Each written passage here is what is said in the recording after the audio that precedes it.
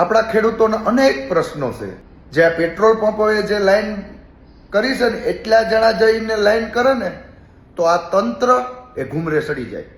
જો આપણા મુદ્દાઓ માટે જો આપણે આવી રીતના બહાર નીકળ્યા હોય તો 24 કલાકની અંદર કામ થાય। અને હવે તો જાગૃત થાવ મારા ભાઈઓ।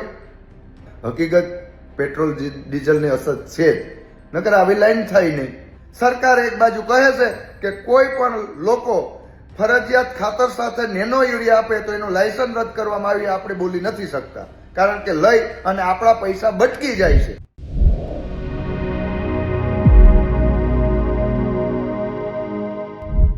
હિતેશ મોઢવાડિયાએ ફેસબુક લાઈવ થઈ પેટ્રોલ ડીઝલમાં જે લોકોની લાઈનો લાગી છે એને લઈને સરકાર પર આકરા પ્રહારો કર્યા છે અને ખેડૂતને લઈને પણ વાતચીત કરી છે। નમસ્કાર, તમે જોઈ રહ્યા છો ગુજરાત પ્લસ ન્યૂઝ અને હું છું મમલ। તો આવો સાંભળીએ હિતેશ મોઢવાડિયા શું કહી રહ્યા છે। જય જવાન જય કિસાન। મજા આવે ને ખેડૂત ભાઈઓ? આમ તો મજામાં જ હશો બધા, કારણ કે જે પેટ્રોલ પંપે ડીઝલ લેવા માટેની જે લાઈનો કર્યું છે, કેવો સમય નીકળે ખેડૂત ભાઈઓ? પેટ્રોલ પંપે અમુક લોકો તો મેં રાત્રે એક પેટ્રોલ પંપે જોયું તો ઘણા બધા ખેડૂતો સૂતા હતા। મિત્રો, ખેડૂત ભાઈઓ, હવે જાગો। આપણા ખેડૂતોના અનેક પ્રશ્નો છે। દાખલા તરીકે ટેકાના જે ઘઉંની ખરીદી થાય છે, આવી રીતના જે આ પેટ્રોલ પંપોએ જે લાઈન કરી છે ને એટલા જણા જઈને લાઈન કરે ને તો આ તંત્ર એ ઘૂમરે સડી જાય। આટલા લોકો ખાલી ઘઉં જે મગનું રજીસ્ટ્રેશન નથી થતું આવી રીતના જઈએ ને તો નિકાલ આવી જાય આપણા કામનો, કારણ કે આપણા મેં તો સમય નથી। હવે ખેડૂતભાઈ ક્યાંથી સમય નીકળે? અત્યારે તો ભીડ છે ખેડૂતોને।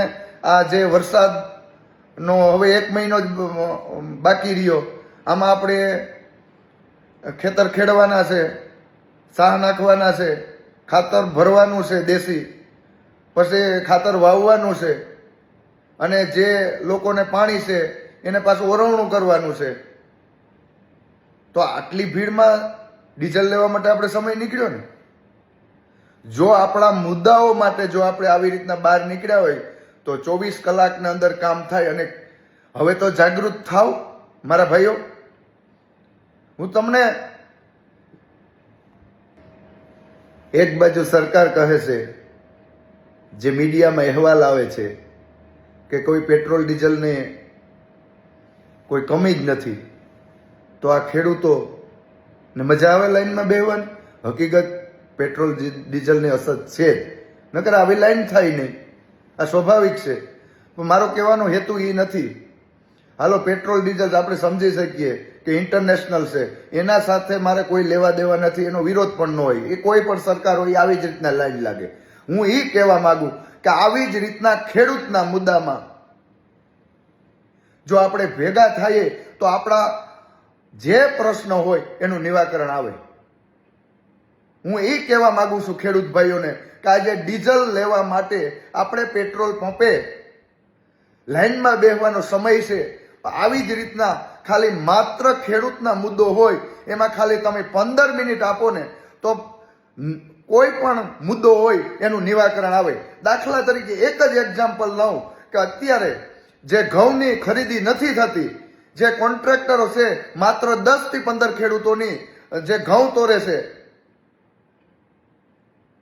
એનું નિકાલ 24 કલાકના અંદર આવી જાય। ખેડૂતનો મારે ઘઉં નથી છતાં પણ મારે જવું છે ખેડૂત તરીકે, જો આવી ભાવના આપણા ખેડૂત ભાઈઓને આવશે તો આજે ખેડૂતો જે પીડાય છે એ ખેડૂતો પીડાય નહીં। આજે ખાતર નથી મળતું અને ખાતર લેવા જાય તો સલ્ફર આપવામાં આવે કે નેનો યુરિયા આપવામાં આવે કે અન્ય વસ્તુ આપવામાં આવે, આપણી મરજીને છતાં પણ સરકાર એક બાજુ કહે છે કે કોઈ પણ લોકો ફરજિયાત ખાતર સાથે નેનો યુરિયા આપે તો એનું લાયસન્સ રદ કરવામાં આવી આપણે બોલી નથી શકતા, કારણ કે લઈ અને આપણા પૈસા બટકી જાય છે। કારણ કે આપણી જાગૃતિ નથી। આજે ડીઝલ લેવા માટે પેટ્રોલ પંપે આપણે બધા લાઈનમાં બેઠા છે, એમાં સમય છે. એવો સમય 1 કલાક ખેડૂતનો કોઈ પણ મુદ્દો હોય આવી રીતના સમય આપો તો 100% કામ થાય. આ ખાલી માત્ર ખેડૂતોની જાગૃતિ માટેનો વિડીયો છે. તમારી આત્મા જગાડો. અનેક પ્રશ્ન છે, અનેક મને લોકો ફોન કરે છે, પણ હવે જાગવાની જરૂર છે. જય જવાન, જય કિસાન. હિતેશ મોઢવાડિયાની વાતથી તમે કેટલા સહેમત છો, શું વિચારો છો, કોમેન્ટ કરીને અમને જરૂરથી જણાવશો. અત્યાર માટે બસ આટલું જ. નમસ્કાર.